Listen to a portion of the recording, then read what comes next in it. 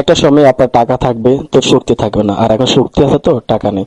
তো আপনাকে এই সময়টাকে বেছে নিতে হবে, আর এর মাঝে আপনাকে আনন্দ খুঁজে বের করতে হবে। হ্যালো এভরিওয়ান, কেমন আছো? আশা করি সবাই ভালো আছো। তো চলে আসলাম তোমাদের মাঝে নতুন একটা মিনি ব্লগ নিয়ে। তো দেখতে পাচ্ছ আমরা আজকে যে ভিডিওটা নিয়ে আসি সেটা হলো কাশফুলের। তো আমরা আজকে যে প্লেসটাতে আসছি সেটা হলো নরসিংদী মনোহরদী উপজেলা। একদম খুবই সুন্দর একটা প্রাকৃতিক পরিবেশ, কিন্তু দুঃখের বিষয় হলো এখানে তেমন কাশফুল নেই। তো দেখতে পাচ্ছ কেমন কাশফুল, অল্প অল্প কাশফুল, তার মাঝে আমরা কিছু শুট করার জন্য চলে আসলাম। ও কয়েকদিন ধরে এক্সাইটেড যে কাশফুলে যাবে, কিন্তু এদিকে আমি তেমন কোনো কাশফুল খুঁজে পাচ্ছি না। তার কি করার, তো আমি দেখতে পেলাম যে এখানে সামান্য পরিমাণ কিছু কাশফুল আছে।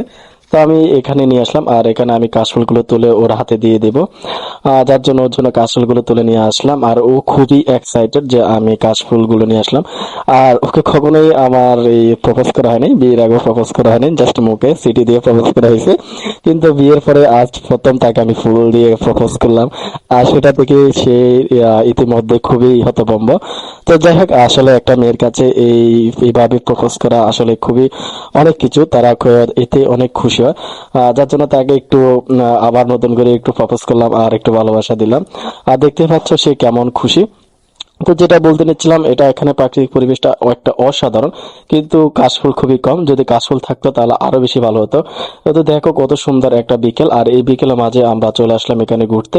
তো যেটা বলতে নিচ্ছিলাম তোমাদেরকে, আসলে আমাদের যখন শক্তি থাকবে তখন টাকা থাকে না, আর টাকা যখন থাকে তখন শক্তি থাকে না।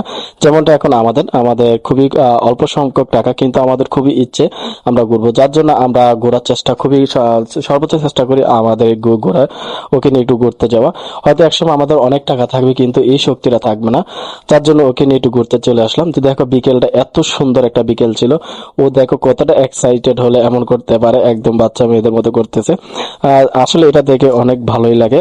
জানি না কার কেমন লাগে, আমার থেকে অসাধারণ লাগে। আর এভাবে তাকে খুশি করতে পেরে আমার কাছে কি বলবো, আর মানে মনে ভাষা প্রকাশ করতে পারবো না। তো ওকে নিয়ে একটু ঘুরতে নিয়ে আসলে আসলে ওর যেমন ভালো লাগে, আর এটা দেখে আমারও খুব ভালো লাগে। তো যে যাই বলুক, অনেকে বলবে আমাদের কাজ নেই, আসলে আমাদের কাজ নেই। তোমরা জানো কিনা আমাদের কাজ আছে কিনা, তো সেটা ভালো করে জানো। আর এদিকে আমার ঘোরা শেষ, এখন আমরা ফুচকা খেতে চলে আসলাম, যেহেতু মেয়েদের জন্মগতভাবে তারা ফুচকা পছন্দ। তো একটু দুষ্টাইম করে নিলাম, দেখো আমাকে কিভাবে মারছে ফুচকা, ওর থেকে ফুচকা নেওয়ার জন্য। আর ওরও একটু আমি দিয়ে দিলাম একটা সুন্দর করে একটা, ও আমার সাথে একটু বাড়াবাড়ি করতেছে, যার জন্য ওর প্রতি আমি রয়ে গেলাম।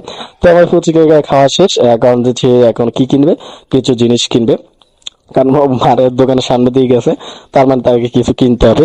যাই হোক, তেমন না, সে তেমন টাকা খরচ করে না, ওকে একটু দেখলো, যদি পছন্দ হয় তাহলে কিনবে। তো আমি বললাম যে ঠিক আছে, তোমার পছন্দ হলে কিনে না। তো ঘুরতেছে ঘুরতেছে পছন্দই করতে পারেনি। তো মিনি ব্লগটা আজ এই পর্যন্ত। তো আমাদের মিনি ব্লগটা কেমন লাগলো অবশ্যই কমেন্ট করে জানাবে। আজ এই পর্যন্ত, অন্য ভিডিওতে দেখা হচ্ছে।